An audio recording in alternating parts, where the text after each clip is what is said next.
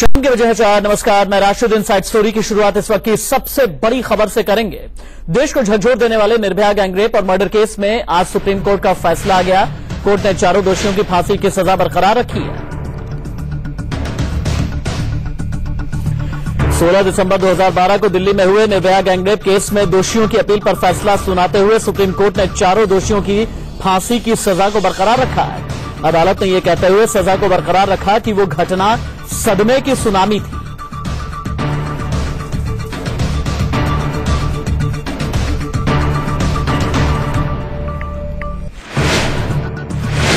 यही है निर्भया के वो चारों गुनहगार जिन्हें पूरा देश फांसी के तख्ते पर लटकते देखना चाहता है। और देश की सबसे बड़ी अदालत ने भी इनकी फांसी की सजा पर मुहर लगा दी। सुप्रीम कोर्ट के फैसले में साफ साफ कहा गया है कि अक्षय ठाकुर, विनय शर्मा, पवन गुप्ता और मुकेश की फांसी की सजा बरकरार रहेगी। कोर्ट ने फैसला सुनाते हुए कहा, निर्भया केस सदमे की सुनामी थी। सारे केस में सबूत और बयान अकाट्य हैं। इस जघन्य अपराध की सजा सिर्फ मौत है। इस बर्बरता के लिए माफी नहीं दी जा सकती। लगता नहीं कि ये गुनाह इस दुनिया में हुआ। कठोर सजा मिलेगी तभी समाज में भरोसा पैदा होगा। कोर्ट ने जैसे ही फैसला सुनाया, कोर्ट रूम में तालियां बजने लगी। Honourable supreme court of India ने जो जजमेंट में पूरा एनालिसिस किया है इवेंट्स का, और जिस हिसाब से मेडिकल एविडेंस को लेते हुए, इवन डीएनए टेस्ट को लेते हुए और डाइंग डिक्लेरेशन को लेते हुए, फिजिकल इंजरी जो उस पर हुई उसको लेते हुए इस कंक्लूजन में पहुंचे कि it shows the perversity of the mind. सुधार, उसे सुधारा जाए। महात्मा गांधी के सिद्धांत की तो धज्जियां उड़ गई। महात्मा गांधी जी ने कहा था नॉन वायलेंस, अहिंसा होनी चाहिए, अहिंसा है। ह्यूमन राइट्स की तो धज्जियां उड़ गई। जीने का अधिकार है, जो जीवन देता है वही जीवन ले सकता है। मैं इससे असंतुष्ट हूं और जैसे जजमेंट मिल जाएगा उसको स्टडी करके हम उस पर जो रिव्यू है हम रिव्यू फाइल करेंगे। अक्षय कुमार सिंह, विनय शर्मा और पवन गुप्ता के लिए रिव्यू फाइल करेंगे। कोर्ट का फैसला सुनते ही निर्भया की मां रो पड़ी। हालांकि उन्होंने फैसले पर संतोष जाहिर किया। निर्भया की मां ने कहा, इंसाफ मिलने में देर है, अंधेर नहीं। दोषियों की तरफ से हाई कोर्ट के फैसले को कायम रखने को सुप्रीम कोर्ट ने चुनौती दी गई थी, जिसके बाद सुप्रीम कोर्ट में इस मामले पर सुनवाई हुई और अदालत ने 27 मार्च को इस मामले में फैसला सुरक्षित रख लिया था। आंचल आनंद के साथ आशीष सिन्हा, दिल्ली, इंडिया न्यूज।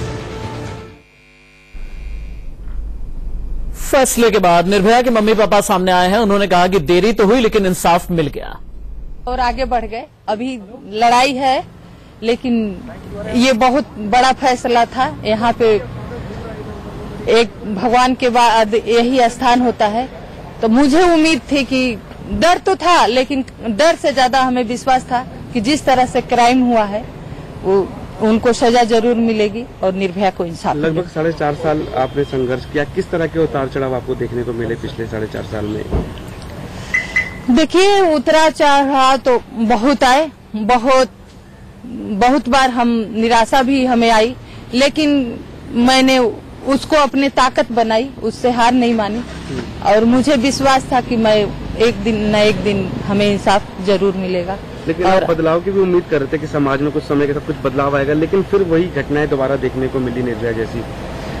निराशा हुई आपको? हाँ, बिल्कुल निराशा हुई। कहीं न कहीं हम यही कह रहे थे कि नहीं, कानून व्यवस्था हमारी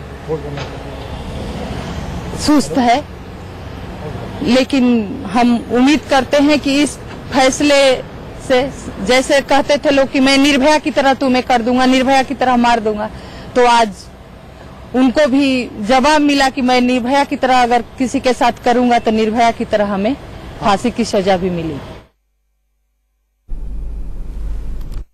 इस फैसले को मैं बहुत अहम ले रहा हूं कि ये फैसला हमारे लिए ही नहीं बल्कि पूरे देश के लिए एक बहुत बड़ा फैसला है। और जिस तरह से ये घटना भी एक अजीबोगरीब थी, वैसे ही ये फैसला भी एक बहुत बड़ा। Sir thank you. तो आप इस फैसले के बाद खुश हैं? हाँ, बिल्कुल खुश हैं, हम भी खुश हैं और हमें उम्मीद है कि हमारे साथ जो भी लोग जुड़े हुए हैं सभी खुश हैं। सुप्रीम कोर्ट ने यह कहते हुए फांसी की सजा को बरकरार रखा कि यह घटना सदमे की सुनामी थी और ऐसा कहते ही कोर्टरूम में तालियां बजने लगी। और कोर्टरूम के अंदर क्या हुआ, ये बता रहे हैं आशीष सिन्हा। 2 बजे के करीबन जस्टिस दीपक मिश्रा ने इस फैसला को पढ़ना शुरू किया। जस्टिस दीपक मिश्रा और जस्टिस अशोक भूषण का ये ज्वाइंट फैसला था। जस्टिस भानुमति थोड़ा डिफर थी।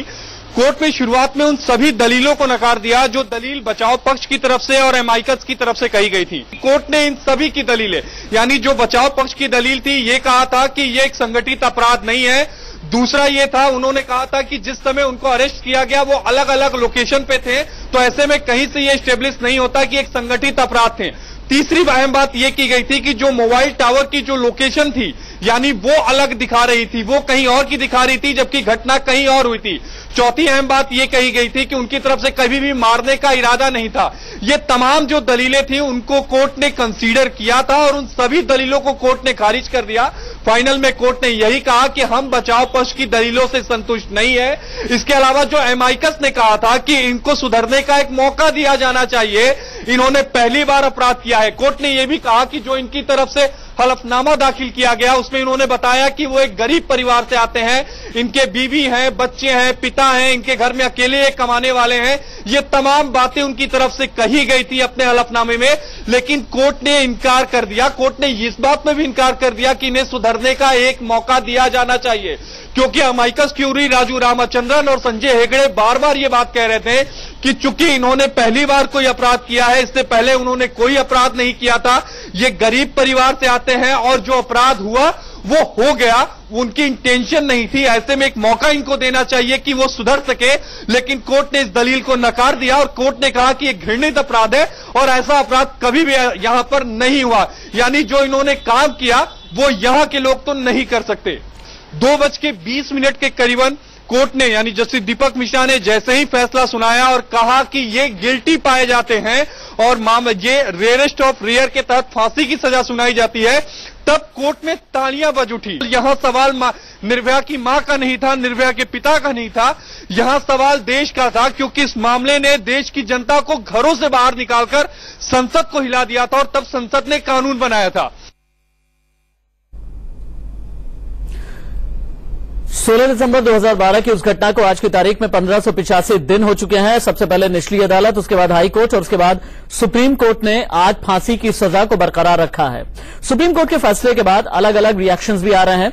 आप देखिए एक एक करके कि बीजेपी का रिएक्शन क्या है। आप साथ ही यह भी देखिए कि दिल्ली महिला आयोग अध्यक्ष स्वाति मालीवाल का क्या कहना है।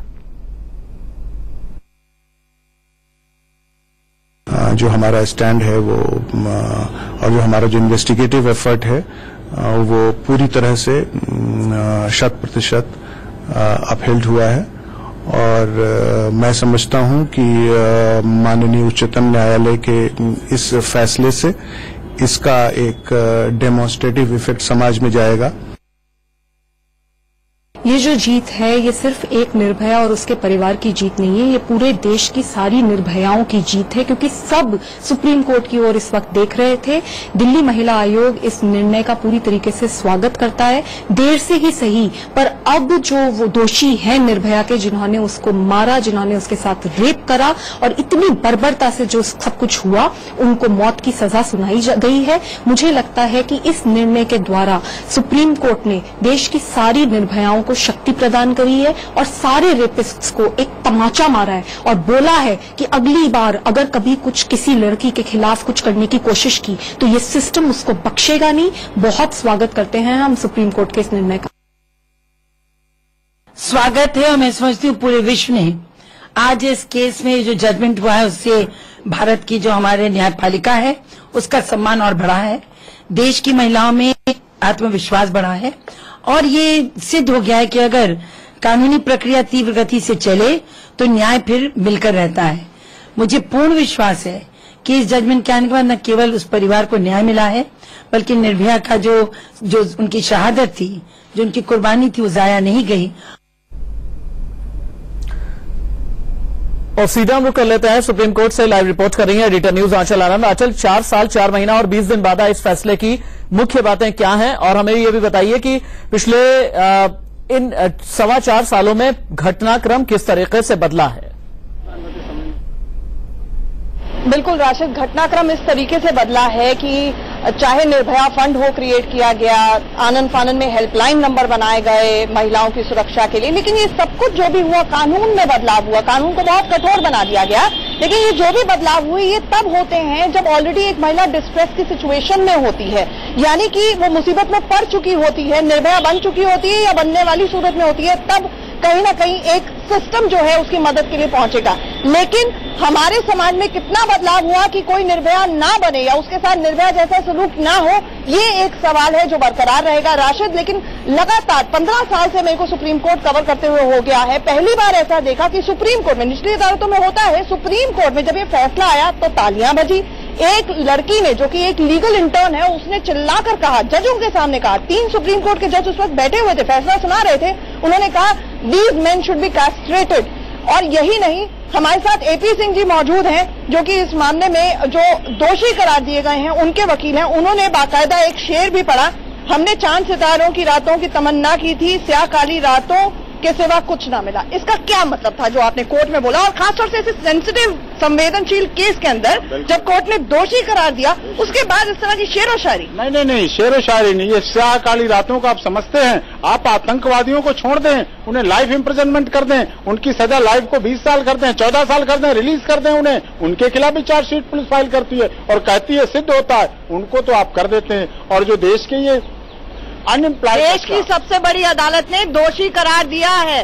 बिल्कुल, मैं भी देश की सबसे बड़ी जानवरों जैसा सलूक किया गया, निर्भया के साथ जानवरों जैसा सलूक हुआ, ऐसा लगता है किसी और प्लेनेट में हुआ, हमारे समाज में ऐसा हो नहीं सकता। नहीं हो सकता, होना भी नहीं चाहिए, किसी भी तरह से इसकी होना नहीं चाहिए और ना होना चाहिए किसी तरह से। लेकिन जो जजमेंट आया उसमें हमारी बातें, जो डिफेंस की बातें रखी जानी चाहिए थी, वो डिफेंस की बातें कुछ भी नहीं थी। केवल 500 पन्ने का जजमेंट है, आपने पढ़ा है, उसके अंदर आपकी एक एक दलील को दरकिनार किया, एक एक दलील को खारिज किया कोर्ट ने। दलील को नहीं दिया गया, 1 साल 500 पेज के जजमेंट को 15-20 मिनट में नहीं पढ़ा जा सकता। 1 साल, पिछले साल से लेकर अब तक 1 साल daily Monday, corroborative evidence, DNA sample, dying declaration, जितना सब कुछ एविडेंस था, इन्वेस्टिगेशन की तारीफ हुई है। ये कहा गया कि एक भी कोई भी सिरा, आपकी तरफ से एक भी दलील है जिसको इम्पोर्टेंस नहीं दी जा सकती है, जो आपकी की सजा कम कर दीजिए, रेयरेस्ट ऑफ रेयर केस नाम है, उसको तक खारिज कर दिया क्योंकि जानवरों जैसा सलूक किया था निर्भया के साथ। सुप्रीम कोर्ट ने रीट्रायल क्यों करने के लिए कहा था? इसी सुप्रीम कोर्ट ने इन्हीं ट्रिपल जज, देश का सबसे बड़ी मंदिर न्याय के ये केस चाहिए, वो क्या कारण थे रिट्रायल के लिए जाना चाहिए था? वो की जजमेंट आई है, इस पर बताएं आप, मुझे ये बताएं कि आप उड़ाना चाहते नहीं, मुझे कदम क्या होगा? निर्भया के पिता हैं, उन्होंने कहा जल्द से जल्द फांसी हो। अब आप कितना न्याय अगर आप लटकाना कहते हैं बात है, यही न्याय मिलने को अगर लटकाना कहा जाता है, न्याय को लटकाना नहीं कह रहे हम सर, हमारे देश के अंदर, इस देश के अंदर, सुनिए, इस देश के अंदर अक्यूज के राइट्स हैं लेकिन विक्टिम को कोई पूछता नहीं है। रिवीजन अगर ठीक है, चल फिलहाल के लिए आपका शुक्रिया।